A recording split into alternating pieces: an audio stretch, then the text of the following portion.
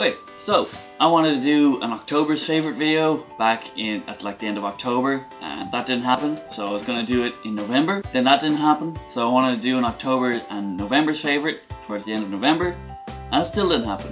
So I'm mixing those two together, and I'm doing them right now, even though they're late. So this is an extra late Noctember favorites video. If you haven't seen me do this kind of video before, normally it's just cool shit that I found over the past month.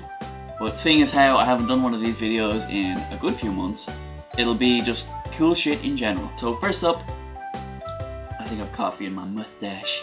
So the first thing I want to talk about is a game called Warframe. It used to be just on the PC, but I think it's on PlayStation 4 now. Wouldn't know, I don't have PlayStation 4. It might sound dumb, but basically the premise of this game is space ninjas. The thing is, the visuals are really cool, and they kind of keep getting cooler with each update. It's kind of like an online multiplayer game, but you can play it solo as well if you want. So you're playing as one of these space ninjas, and you have all kinds of weapons like swords and axes and like guns and rocket launchers and crazy stuff like that. It's real fun, the combat's really good in it. Even on PC you can play it with a controller. You can just plug your Xbox 360 controller in and just play away. They have this really cool movement system in it, where it's like parkour and stuff, where you can like run along walls or like do backflips and just like keep shooting people as you're like doing these crazy acrobatics. Which probably sounds a little bit dumb, but it adds so much to the game. You feel awesome when you're doing it. So there's two things in particular that make me really like this game. First thing is that the developers really listen to the feedback from people who are playing the game. So people who have any kind of problems or opinions or ideas for the game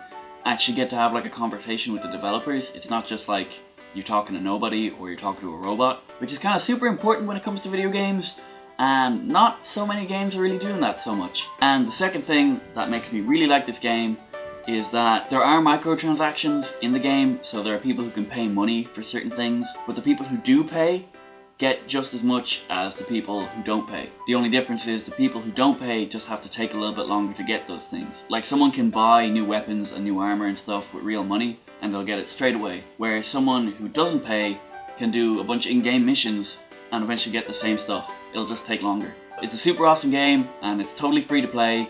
I'd definitely check it out. Next up is kind of a book, sort of, kind of. I read recently, kind of, sort of, with my ears. So it's called The Name of the Wind, and there's 2 books in the series so far, with the 3rd one coming out soon enough. I downloaded an audiobook. Can't remember the name of the voice actor, but he did an awesome job. But the whole thing is like, I find it really hard to read on like public transport and stuff, and that's when I'd want to read it. So an audiobook just kind of worked better for me. It's not because I don't like reading, I swear. It's kind of like a mix of Harry Potter and Game of Thrones, in that the main character goes off to like this wizarding school type thing, but also there's a lot of sex and boobies and stuff. So it's like Game of Thrones. I think it works really well. They explain magic in a really cool way, in that it's more of like a physics type thing a little bit. And they kind of go in depth in talking about it, which I liked, but not too much so that I get bored of it. Like, it is fantasy, but it's not really super in your face about it. One of the really interesting things about the story is that it's a story within a story, in that it's the main character telling his story to the storyteller. I said story way too much there, and now my tongue feels weird. Sometimes that can get kind of irritating, in that they keep stopping the story to kind of stand up and have a drink and have a chat about something else. More often than not though, it's just kind of cool. I definitely recommend it. Next up is a TV series. Although I say TV series, I mean it's a Netflix series, because it's only on Netflix, I think. So it's called Bojack Horseman. Horseman or Horseman? I'm not too sure. And it looks like this kind of crappy animated TV show, and to be honest, I didn't think I'd really be all that into it. All the little clips and stuff I saw from it, I really was not impressed with it. Didn't like the humor and stuff like that, but eventually I decided to just sit down and give it a chance. And after about 3 episodes, I was super into it. I was super invested. Really liked it. It's kind of weird that it's like this animated show that has like animal people, but it's not for children at all. And it actually has this really well developed, really deep storyline with really good character development. I was not ready for it at all, and it just kind of blew me away. It gets pretty dark at some points, which I was not expecting at all.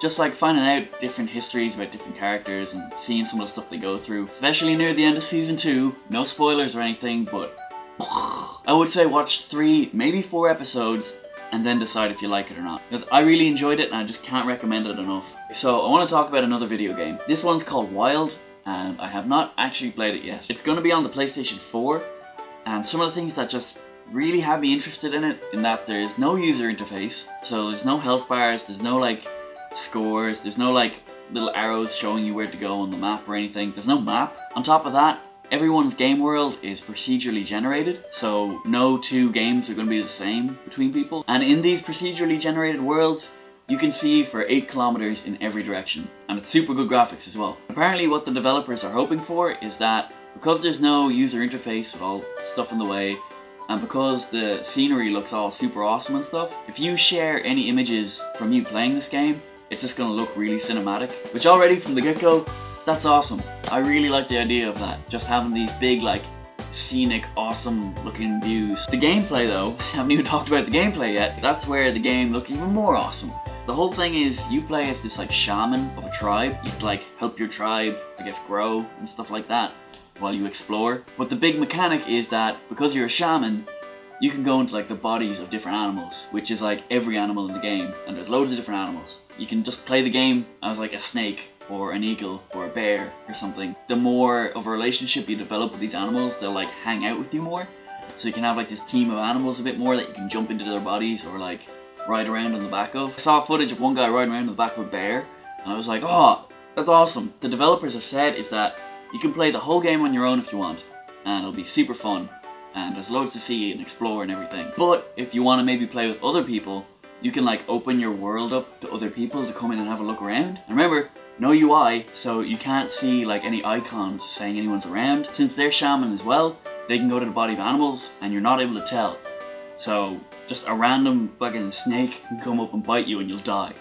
And it was a player, and you'll never know because there's no icons to tell you it was or not. Which sounds awesome. The first thing I want to do is possess a baby bear, find a player, and beat the shit out of him as a bear cub. That's my dream in a video game, right there. Next up's kind of a weird thing in that it's an Instagram account I want to talk about. It's called Loki the Wolf Dog. It's this guy who got a wolf dog maybe a year or two ago, or else a year ago.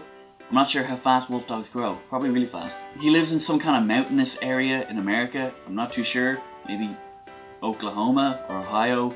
It's O-something, O-town. And this whole Instagram account is just based towards him and his dog going on these epic big hikes and around awesome scenery. Every day they put up a picture, and it's always like these epic fucking sunsets silhouetting this majestic wolf dog or something, or like just snow-capped mountains while they're hiking through these awesome trails. It makes you want to become a hermit, move to the mountains and live there for the rest of your life, and still wish your life was as good as theirs. Even if you're not super into Instagram, I find it's a nice little pick-me-up to see one of their pictures each day.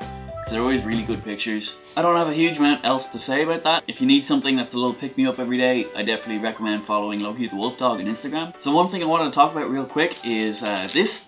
It's called Halva, and it's fucking awesome. This is probably like my favorite food at the moment. I don't know if it's classed as food. It's so good. Kind of like tastes like dried peanut butter, but not really. I guess it is kind of like powdery, but sort of not really either. It goes super good with like tea or coffee. You kind of just like cut off little slices of it and just kind of eat it at your leisure. I think there's sugar in it, and this one in particular is made of sunflower seeds. I have no idea how to pronounce this brand. Backwards 3-O, upside down V, like backwards N, Autumn Beck.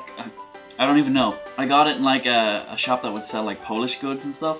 And I got it for like, it's like less than €2 for like a block this size. So I bought like 3 or 4 blocks for like €5. Worth it. So worth it. Please, if you see somewhere that sells Halva, try it. You will thank me later. It's awesome. I would... just Halva.